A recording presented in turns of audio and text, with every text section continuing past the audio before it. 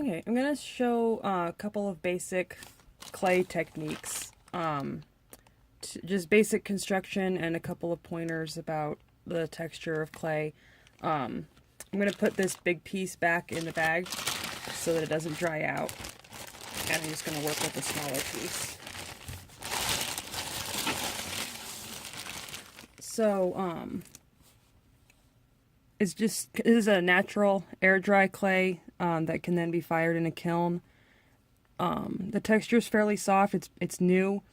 As you work with clay, your hands are going to pull moisture out of it. So you want to keep a little bit of water close by.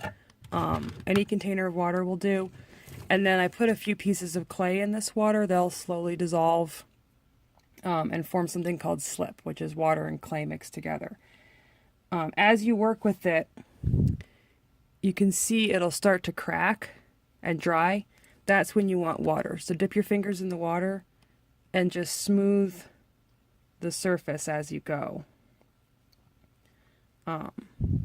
So you can get rid of these cracks by smoothing water over them. If your whole piece of clay gets dry, you can also dip like more of your fingers and actually work some water into that whole piece of clay. Don't get it super duper wet, because what happens then is it gets really sticky. But you can kind of bring a piece of clay back to life that's too dry and cracked by working some water into it. So I'm going to make two pieces, and I want to join them together so that they stay. If you just stick pieces on, what happens is they'll come off. And especially once it starts to dry, clay shrinks as it dries. So they'll shrink, and they'll actually like shrink away from each other, and they'll separate. So what you need to do is something called slip and score. Score means to scratch. So when you're joining any two pieces of clay together, you want to make sure and scratch them. You can use a toothpick, you can use a fork. There's like actual clay tools for this. You can use anything. So just make some scratches, and then some scratches on the other piece where you want them to join. So that rough surface helps them go together. But what really helps is a little bit of slip. So I'm just gonna get some of this wet clay and spread it over those cracks. Oops. Get it kind of wet. And that's going to form almost like a glue. So you can see it squishing in there.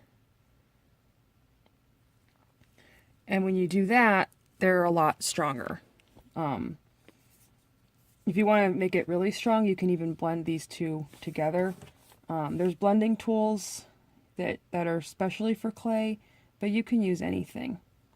It not only makes it stronger, but it also helps the joints look more natural. Like if you were making a little like statue of a person or an animal, usually you don't see the body parts just like blobbed onto each other. There's some connection.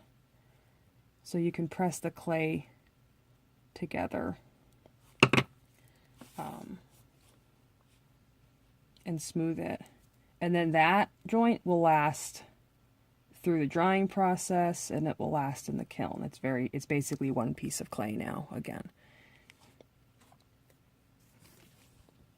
So that's slip and score, and you can use water to get any of these little cracks smoothed over too.